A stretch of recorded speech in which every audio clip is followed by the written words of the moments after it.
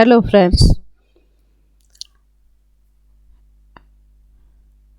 Today, as we are celebrating World Mental Health Day, I would like to emphasize on the theme mental health and inequality on 10th October 2021.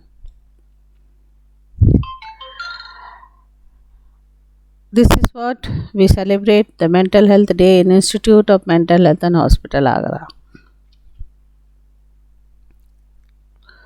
So, inequality and mental health. Inequality has a significant impact on mental health. It can increase the likelihood of people becoming mentally ill and affects the quality of care they receive, worsen the existing mental health condition, making the recovery harder. There are four aspects of mental health and inequality.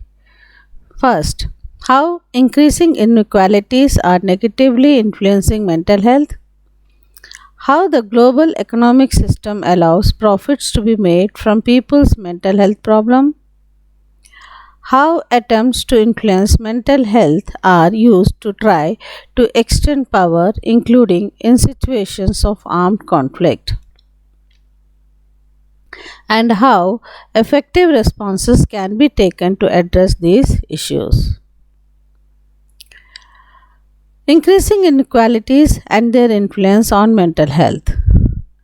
Globally, inequality is increasing with both within and between the countries. The GDP ratio between the poorest and the richest countries has almost doubled over the last 40 years, and 59% of the world's population has been affected by an increase in income inequality. Aspects of poverty, such as poor nutrition, financial insecurity, low levels of education, and lack of access to medical care, can in turn increase the mental health problem.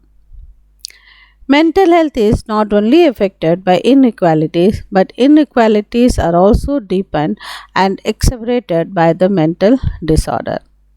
For example, stress and depression can increase poverty by affecting the ability to work effectively. Inequalities and legislation.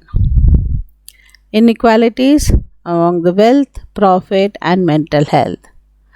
Legislative inequalities related to mental health can occur at the local and national level in criminal justice system, in interpretation of legal framework based on prejudice and stigma, and in mental health legislation that is lacking or that does not reflect the rights and need of those with mental health problem.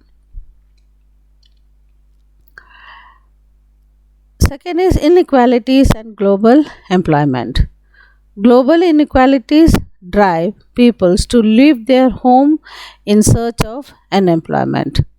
Estimates of financial benefits for their countries of origin ignore the human cost, including to the mental health, of leaving home and family and living in an unfamiliar and often uncertain and hostile environment.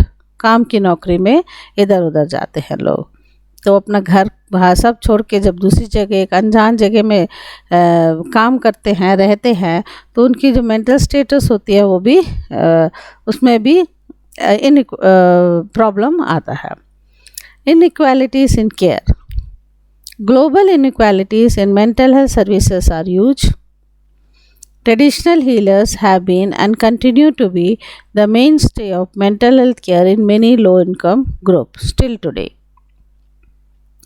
Very few of those with mental health problems have access to international mental health services. WHO reports that an estimate of 75 to 80% of people with mental health problems in developing countries do not receive institutional mental health treatment. Almost a third of the countries have no specific budget for mental health services, and another 20% spend less than 1% of the total health budget on mental health services. In richer countries, services may also be far from adequate and can discriminate against those with fewer resources. In many countries, it has been estimated that there are unmet health needs owing to the shortage of mental health professionals in 96% of the countries. Pharmaceutical companies and targeting the poor. Pharmaceutical companies have played a key role in the medicalization of mental health problems in poorer countries, helping to foster a disregard for the economic and social cause of mental health disorders and placing an emphasis on the individual rather than the community. Even in countries where the number of health professionals may be totally inadequate, there is often an excess of psychotropic drugs. In India, people living in marginalized communities are influenced by poverty and inequalities have been targeted by promotion by drug companies that promise to make them feel happy, normal, and like yourself again, etc. Effective response. What we can do? Effective responses to mental health problems need to take place at individual, local, national, and international levels and involve all members of the society as well as the health professionals. Good policies and effective legislation need to be complemented by programs aimed at reducing stigma and isolation. The root cause of many health disorders lie in inequality, the market economy, and conflict, and need to be addressed at all levels. So let us join hands together to uh, develop a good policies and to involve ourselves in the care of the mental health of the people. Thank you.